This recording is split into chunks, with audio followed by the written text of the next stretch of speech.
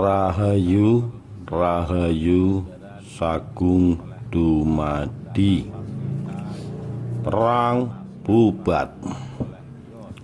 Peristiwa Perang Bubat diawali dari niat Prabu Hayam Wuruk yang ingin memperistri putri Dyah Pitaloka Citra Resmi dari negara Sunda. Konon ketertarikan Hayam Wuruk terhadap putri tersebut karena beredarnya sebuah lukisan sang putri di Majapahit yang dilukis secara diam-diam oleh seorang seniman pada masa itu bernama Sungging Prabangkara. Menurut catatan sejarah Pajajaran yang ditulis oleh Saleh Dana Sasmita serta naskah Perang Bubat oleh Yosef Iskandar, niat pernikahan itu adalah untuk mempererat tali persaudaraan yang telah lama putus antara Majapahit dan Sunda. Raden Wijaya yang menjadi pendiri kerajaan Majapahit dianggap keturunan Sunda dari Dyah Lembutal dan suaminya yaitu Rakean Jayadharma, Raja Kerajaan Sunda.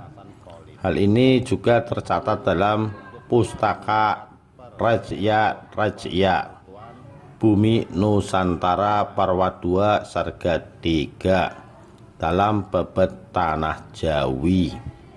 Raden Wijaya disebut pula dengan nama Jaka Susuruh dari Pajajaran. Meskipun demikian, catatan sejarah Pajajaran dianggap lemah kebenarannya, terutama karena nama Dyah Lembutal adalah nama laki-laki.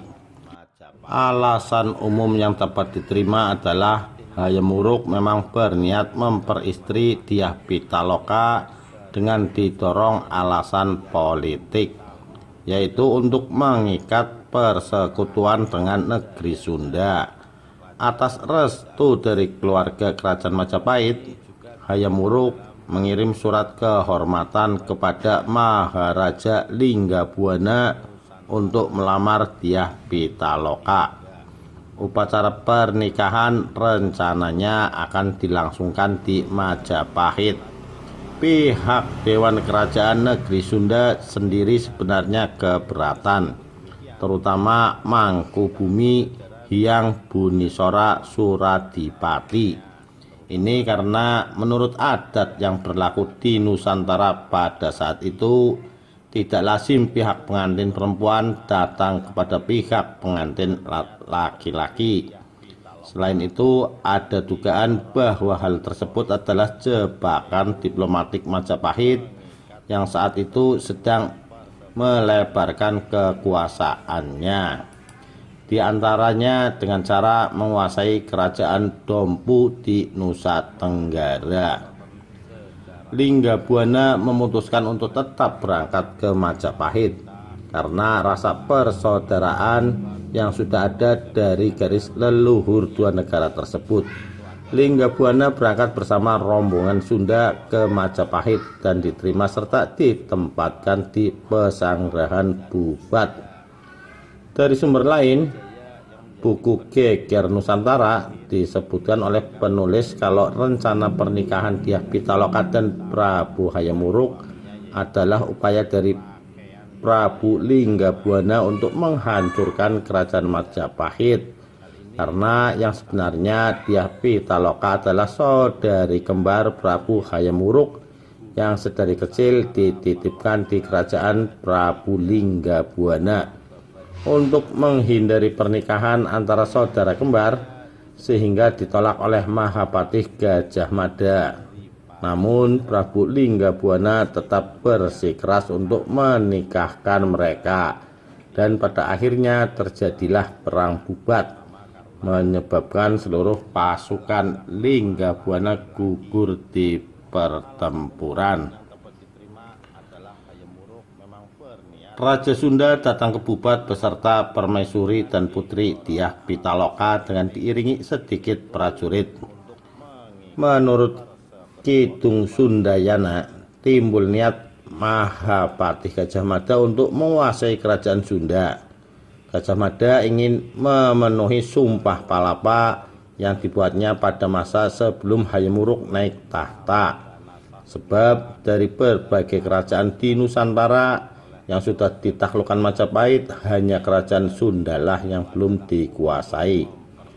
Dengan maksud tersebut, Gajah Mada membuat alasan untuk menganggap bahwa kedatangan rombongan Sunda di Pesanggerahan Bubat adalah bentuk penyerahan diri kerajaan Sunda kepada Majapahit.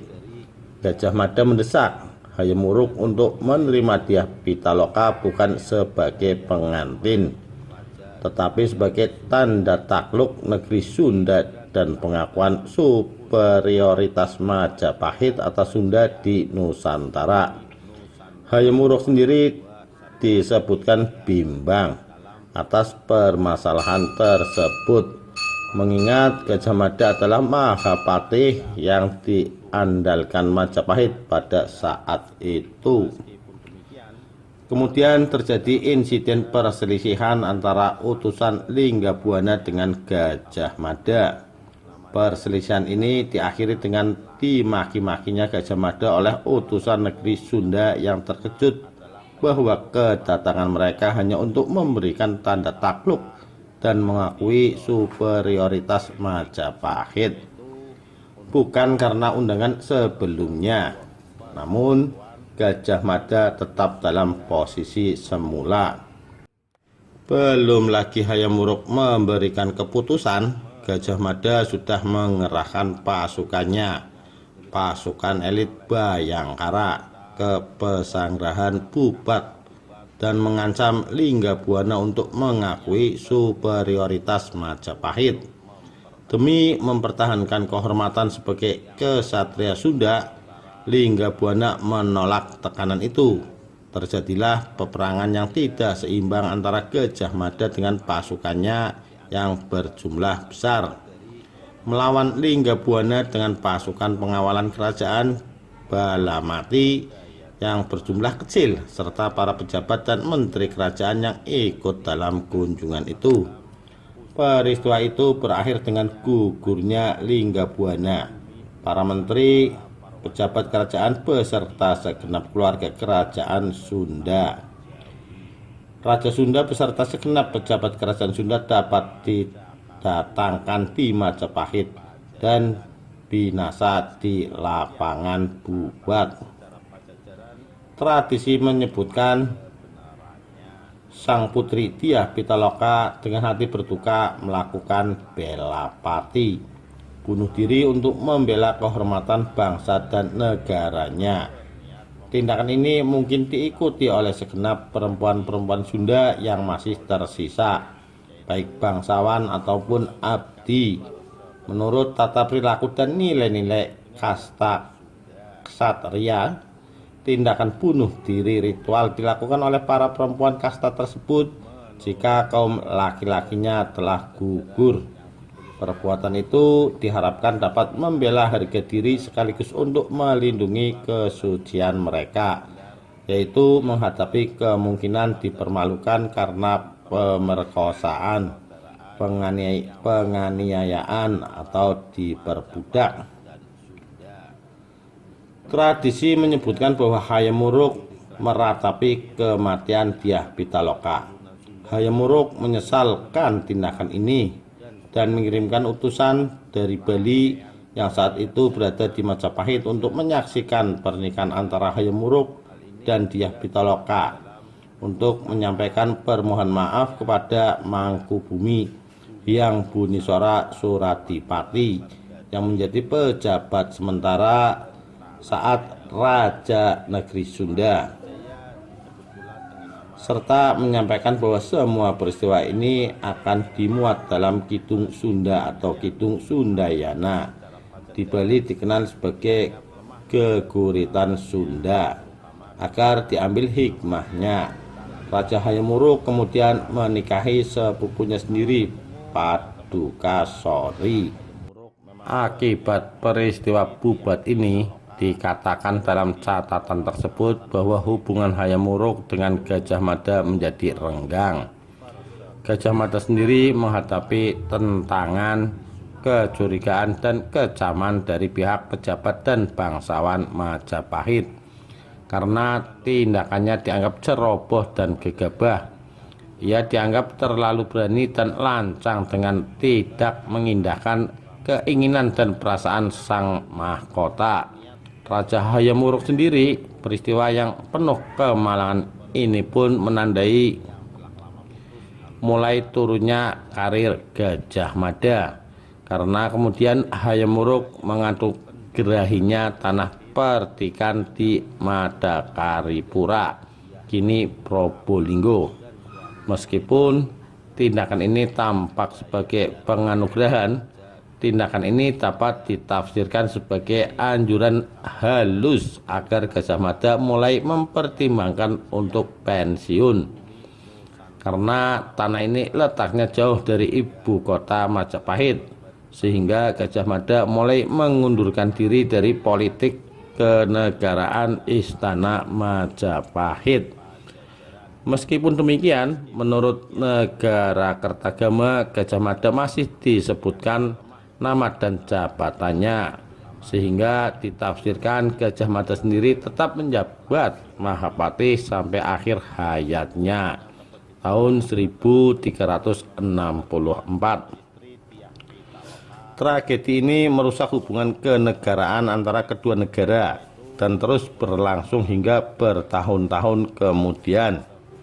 Hubungan Sunda Majapahit tidak pernah pulih seperti sedia kala. Pangeran Niskalawastu Kancana, adik Putri Pitaloka yang tetap tinggal di istana Kawali dan tidak ikut ke Majapahit, mengiringi keluarganya karena saat itu masih terlalu kecil, menjadi satu-satunya keturunan raja yang masih hidup dan kemudian akan naik tahta menjadi Prabu Niskalawastu Kancana.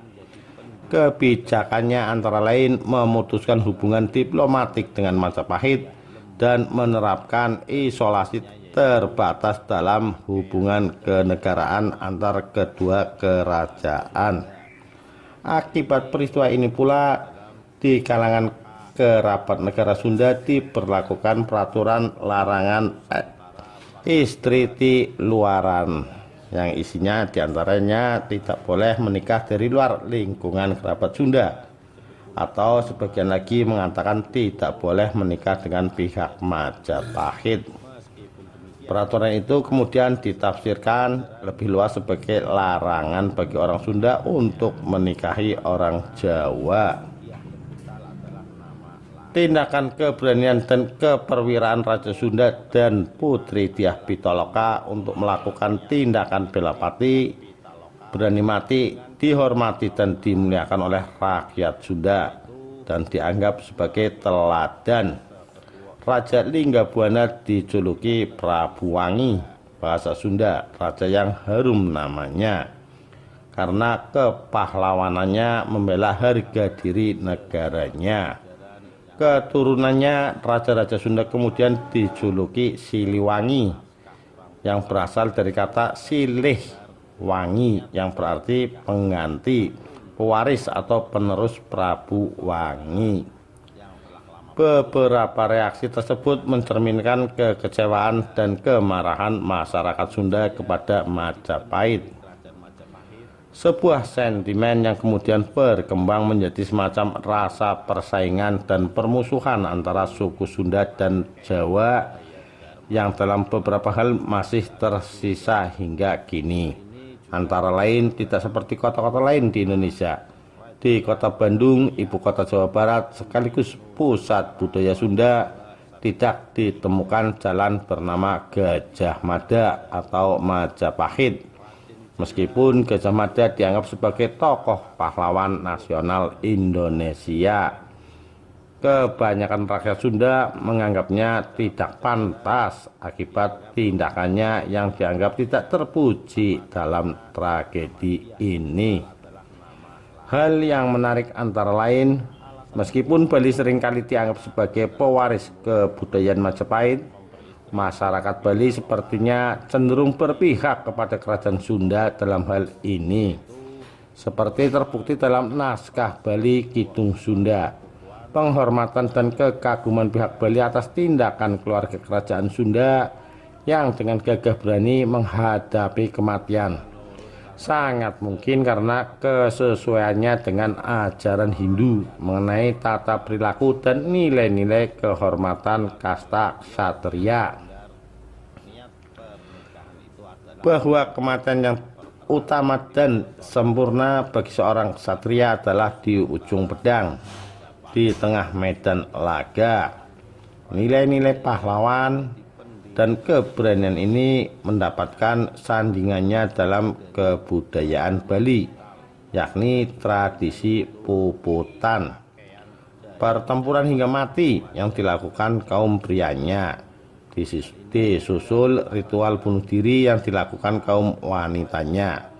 Mereka memilih mati mulia daripada menyerah, tetap hidup tetapi menanggung malu, kehinaan, dan kekalahan. Demikian, terima kasih. Rahayu, Rahayu Sagung Dumadi.